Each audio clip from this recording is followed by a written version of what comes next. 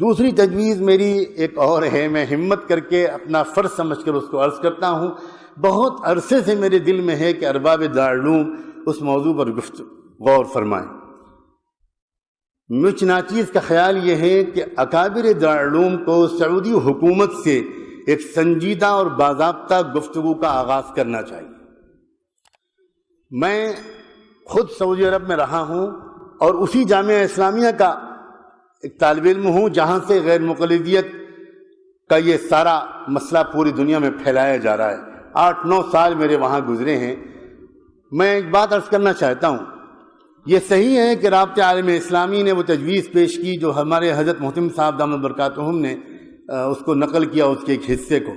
اور یہ بھی صحیح ہے کہ سعودی حکومت کا اپنا مسلک جو علانیہ ہے وہ حنبلی ہے، اور یہ بھی صحیح ہے کہ وہاں کے بہت سے علماء کا مسلک کچھ اور ہے۔ لیکن اس حقیقت کا انکار نہیں کیا جا سکتا کہ غیر مقلدیت کے اس فتنے کو اصل میں ساری طاقت سعودی حکومت سے پہنچ رہی ہے۔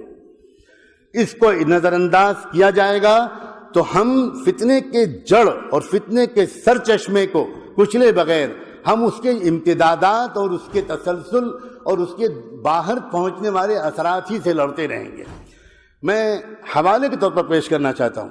سعودی حکومت کا جو شعبہ دعوت و ارشاد ہے اور اس کا جو شعبہ توعیت الجالیات ہے، اس کے حائل کے مرکز کے زیر اہتمام ابھی کچھ دنوں پہلے ایک تقریر کی گئی ہے، جس تقریر کی سی ڈی پوری دنیا میں لاکھوں کی تعداد میں پھیلائی گئی ہے۔ اس میں کہا گیا ہے، اس تقریر کا عنوان ہے کہ صرف قادیانی ہی کافر کیوں،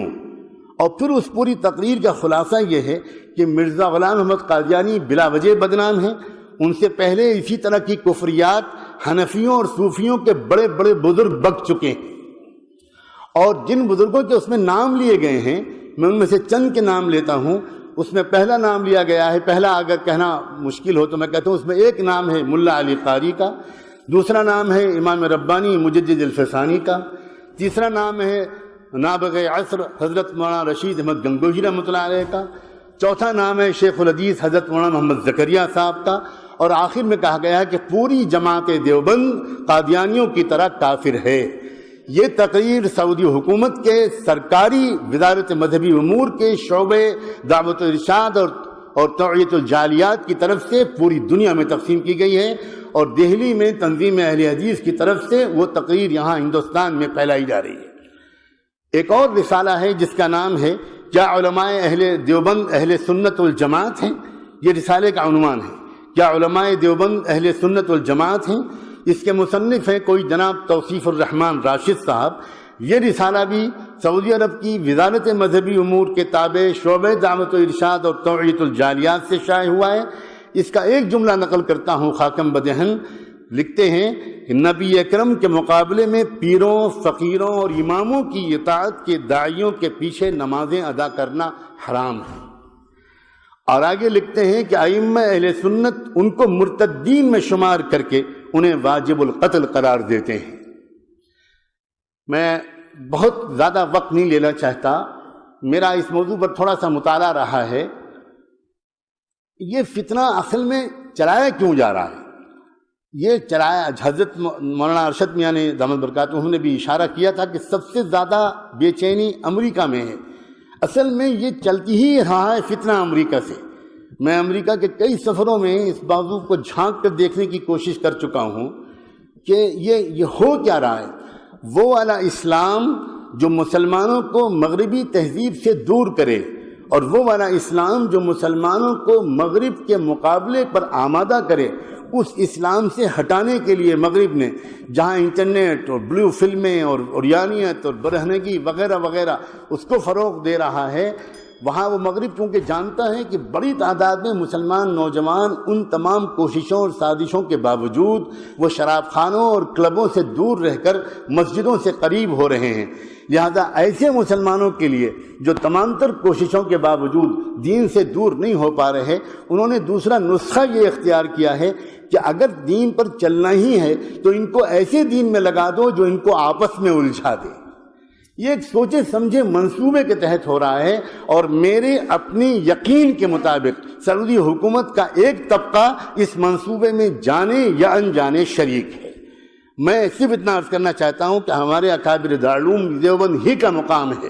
ماضی میں اس سے پہلے سعودی حکومت سے جب بھی کبھی گفتگو کی ہے، میرے محدود مطالعے کے مطابق اکابر دیوبند نے کی ہے۔ جب یہ خاندان آل سعود کی حکومت پہلی بار قائم ہوئی تھی، اور اس وقت مدینے کے قبرستان میں جنت البقیع میں تمام قبوں کو گرایا گیا تھا، اور تمام قبوں کو منہدم کرنے کے بعد گنبد خضرا کو منہدم کرنے کا منصوبہ تھا۔ لیکن اس وقت سعودی انٹیلیجنس نے اس وقت کے بادشاہ ملک عبدالعزیز کو باخبر کیا کہ بہت بے چینی اس کی وجہ سے عالم اسلام میں ہے، آپ بہتر یہ کہ کانفرنس بلا لیں اور علماء عالم اسلام کے آپ کے ہمنوا ہو جائیں۔ انہوں نے پہلی کانفرنس بلائی تھی، جس میں ہمارے دارالعلوم دیوبند کے سرخیل اور رہنما علامہ حضرت مولانا شبیر احمد عثمان جی رحمۃ اللہ علیہ اس کانفرنس میں تشریف لے گئے تھے، علامہ سید سلیمان ندوی رحمۃ اللہ علیہ تشریف لے گئے تھے، اور ان دونوں حضرات نے، اور حضرت مولانا مفتی کفایت اللہ صاحب، جزاکم اللہ، حضرت مولانا مفتی کفایت اللہ صاحب تشریف لے گئے تھے، اور ان حضرات نے جیسی عالمانہ، محققانہ، داعیانہ ایسی زبردست تقریریں وہاں پر کی، اور احادیث کا انبار لگا دیا، اور احادیث کے وجوہ استدلال پر جو دارالعلوم دیوبند کا مسلک ہے اس پر جیسی بصیرت افروز روشنی ڈالی، ملک عبدالعزیز انگوش بدندہ رہ گئے، اور ملک نے برسر عام یہ کہا ان فی کلامک لوجاہا، یہ جو آپ نے بات کہی ہے اس میں بہت گہرائی ہے، میں اس کے جواب نہیں دے سکتا، مفتی اعظم سے آپ بات کریں۔ اور چنانچہ اگلی نشستیں ہمارے اکابرین کی ملک کے علاوہ مفتی اعظم سے بھی ہوئیں، اور بالآخر سعودی حکومت نے تسلیم کیا اس موقف کو کہ گنبد خضرا کو منہدم کرنا شریعت کے احکام کی روح کے خلاف ہے، اور پھر وہ اپنی پالیسی بدلی۔ اکابر علماء دیوبند کی سوا اس عاجز کو مجھے نظر نہیں آ سکتا، ہو سکتا ہے میری نظر کی کوتاہی ہو، میں انہی حضرات سے یہ امید کرتا ہوں، اور اس سسکتی ہوئی پریشان حال امت کی طرف سے دستبستہ گزارش کرتا ہوں، آپ ایک سنجیدہ گفتگو کا آغاز کریں، آپ اس کے اہل ہیں، آپ کہیں کہ ہم آپ سے کچھ بات کرنا چاہتے ہیں۔ یہ کیا ہو رہا ہے آپ کے ملک میں بیٹھ کر؟ آپ وقتی طور پر ہم اس سے تسلی میں نہیں آ سکتے کہ صاحب ہمارا یہ سرکاری مسلک نہیں ہے، نہیں ہے، یہ باتیں پوری طرح شواہد ان کا ساتھ نہیں دیتی۔